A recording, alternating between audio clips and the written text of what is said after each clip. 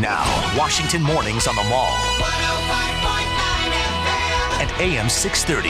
WMAL. It's 8:07 on WMAL, where Washington comes to talk. It's Brian Wilson and Larry O'Connor in today.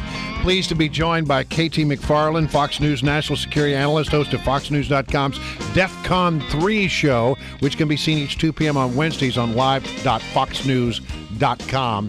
KT, I'm glad to have you today because we need your expertise. And first of all, you know David Petraeus to some degree, correct? Yeah. You count him as a friend or an associate? Well, I mean, I was in Afghanistan 18 months ago. Stayed at his headquarters, met with him several times. Yeah. All right. And so I met with him over the years. Yes. First of all, just talk I'm about not the other woman. No. Okay. Well, that's good to know. Thanks, KT. Let's talk first of all about the tragedy of losing a guy with his skill. Well, he has been the guy for the last 11 years who has been the primary author of the War on Terror, the guy who's figured it out, the guy who was in Afghanistan, it was Iraq originally, and was very successful in the original Iraq War, and then went and did other commands, then went back to Iraq, turned Iraq around after we started losing it with the surge, and then went to Afghanistan and was trying to turn that around. Then he went to the CIA. When I met with him 18 months ago, right before he took the CIA job, he said, well, the war on terror is going to continue. Al-Qaeda is still a threat, but we're not going to fight it with land forces anymore. We're going to fight it in a covert way. And so that's one of the reasons he was eager to go to the CIA, because he knew that the CIA could fight in a covert fashion, could use drones, could use intelligence to continue the war. Right. So what a great tragedy to lose our best general at this time. All right. Now, that said, you said you were in Afghanistan 18 months ago, and I saw you on Fox News. You said that even then when you were there, you sort of picked up on buzz that there was something going on with Petraeus. Yeah, I was there right after Paula Broadwell left, and there was a little bit of buzz. Nobody said he's having an affair with her, but there was buzz that she was just spent an awful lot of time with him, and they seemed to be extremely friendly. All right. So I knew about it, but here's the thing. The White House, the FBI would have known about it 18 months ago. When he left the Army, when he left Afghanistan to go to the CIA, there would have been a new background briefing. There would have been a new background check of him. It's a standard procedure. There would have been a lie detector test when he went to the CIA. The first question they ask you when you take that lie detector test at the CIA, is there anything in your past that we don't know about that would be a cause for embarrassment? Yeah. That's at which point everybody thinks, oh, my God, that DWI I got when I was 18. They just freak. Now, Petraeus certainly would have at that point had to come forward with it either voluntarily or they would have picked it up on the polygraph.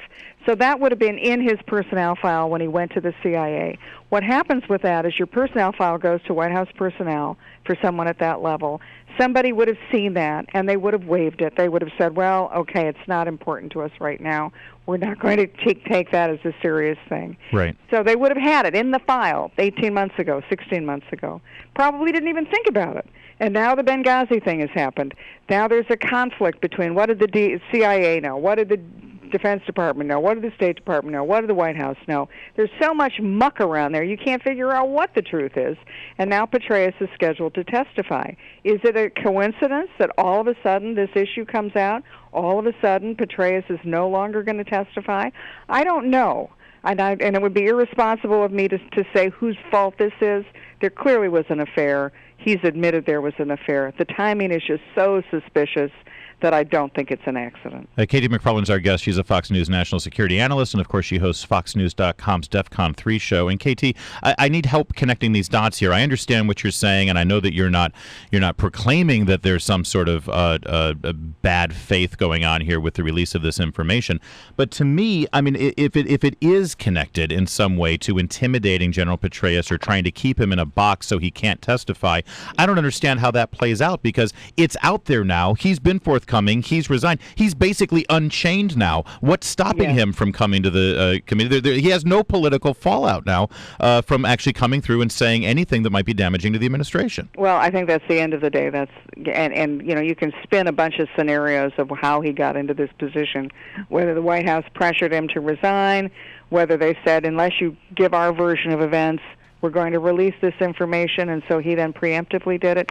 It doesn't matter. The point is now David Petraeus is free to say what he thinks is the truth. And he will no doubt be called, correct? And about what was going on in Benghazi before, during, and after. The question is, will he testify, and if so, when?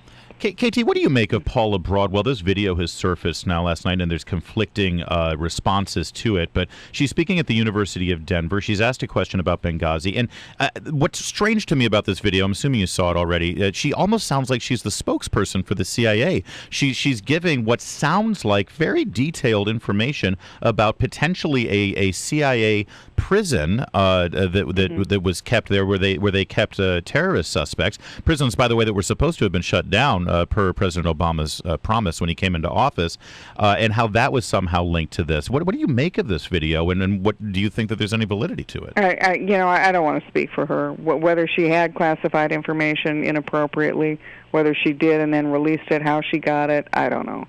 But I do think at this point there is so much mess out there and distrust and confusion that the best thing that could happen for everybody, for the administration, for the American people, for General Petraeus, is for the administration to go on the record in open hearings before Congress and explain what happened and let it fall where it may.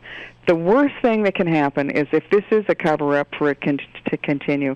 I was in the White House during Watergate. I know how this works.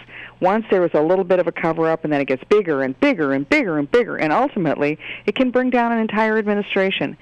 Admit what went wrong now. The president's been reelected. If there were mistakes made of judgment, which is probably, I don't think this is anybody had any evil intention. I think there were just mistakes made in judgment throughout, whether it was Benghazi, whether it was the rescue mission, whether it was with General Petraeus and the timing of his investigation, the timing of his resignation. Come clean now while you can, because if this festers and goes on, ultimately the American people will find out. And particularly now that it's a sex scandal, everybody, even in the mainstream media, is now focused on this. That seems to be the case. I can't imagine a scenario, though, can you, KT, where he doesn't ultimately have to go to Capitol Hill and testify, Petraeus? I can't imagine. I agree. I think that he's a really honorable man, and I would think he'd want to set the record straight. Yeah. You know, as far as him taking the fall for some covert CIA operation, I don't see that. You know, this he's a guy who runs towards the bullets. Right. Okay. His whole counterinsurgency strategy, the whole way he's lived his career and his life, is to run towards the problem, not run away from it. Thanks, KT. Ironically, this is the one covert operation that he didn't do very well. Yeah, well, I'm sorry, I KT. can't believe you said that, Larry.